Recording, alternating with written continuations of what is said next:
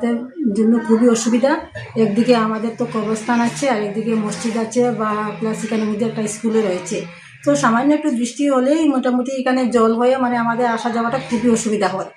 তাই একদিন এখানে কালাম ব্লকের বিডিও স্যারকে নিজেই এখানে এসে মানুষের অসুবিধা দেখে তিনি নিজেই বলছেন ঠিক আছে এখানের মধ্যে একটু ছোটো মোটো একটু ব্রিজ দেওয়া হবে। উনি এই কাজটাই করে দিয়েছেন, স্যাংশনটা করে দিয়েছেন আগে। তারপরে যখন কাজটা প্রথমবার আমি আরম্ভ করেছি তো ওরা দুজন লোক, যেমন আবু বক্কর, রশিমউদ্দিন, এরা এখানে আমার যতগুলা কর্মী ছিল ওদেরকে অস্ত্রশস্ত্র নিয়ে এমনভাবে ধারণা দিয়েছে, মারপিট করেছে। আমি নিজেই ছিলাম এখানে, আমি নিজেই পালিয়ে এসেছি। গ্রামে 2-1 জন ছিল, ওরাই তো প্রাণের ভয়ে তারাই চলে গেছে। তারপরে এখান থেকে আবার বিডিও স্যারে একটি ভেরিফাই হিসাবে একটা কমপ্লেন লিখে উনি থানাতে দিয়েছেন। তো থানা আমার আইসি স্যার এখানে নিজে ফিল্ডে এসে এখানে সার্কেল আবার ভেরিফিকেশন করে উনি আবার ওদের সঙ্গে আবার বসে কথাবার্তার মাধ্যমে ওনাদেরকে ডেকে তারপরে ওনারা নিজে গিয়ে কমপ্লেনটা উইথড্র করেছে। এই কমপ্লেন উইথড্র কপিটা আবার আমার আইসি স্যার উনি আবার আমার বিডিও স্যারকে দিয়েছেন। তো বিডিও স্যারের সঙ্গে দেওয়ার পরে উনি আমাকে বললেন এখন তো ওদের কোনো কমপ্লেন নেই, তারা তো নিজেই কমপ্লেনটা উইথড্র করেছে, তো এখানে কাজটা আরম্ভ করো। তারপরে ডিলিমিটেশন হয়ে গেছে। ডিলিমিটেশন পরে আমি আবার এটা কালাম ব্লক থেকে এটা বড়খলা ব্লকে বিডিও স্যার বা আমার ইঞ্জিনিয়ার দাদা যারাই ছিল স্টাফ তার সঙ্গে আবার এইটাতে আবার যোগাযোগ করে আমি গতদিন কাজটা আরম্ভ করেছি।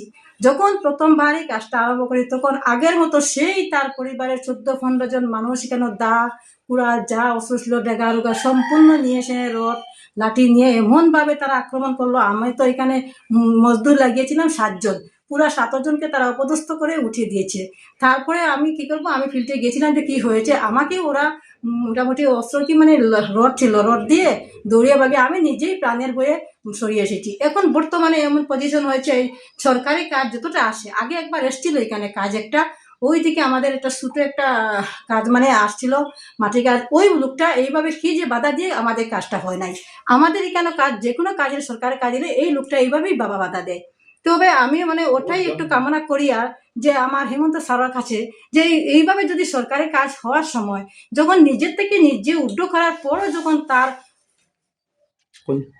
যখন নিজে উদ্যোগ করার পরেও যখন সে এইভাবে একটা গুন্ডাগিরি দেখে যখন যায়, গ্রামের মানুষগুলা ভয়ে প্রাণের ভয়ে কেউ কোনো কথা বলতে রাজি নয়, সামনে আসতে কেউ রাজি নয়।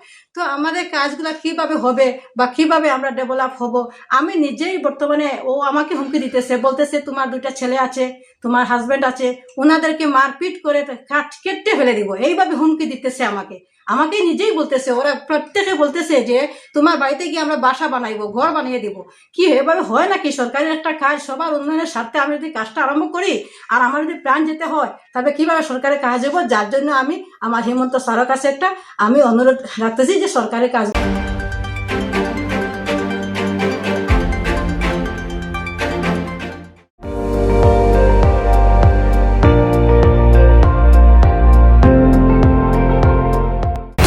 আপুনি চাই আছে ND24 সৰ্বশ্ৰেষ্ঠ নহয় সৰ্বোত্তমৰ দৌৰত।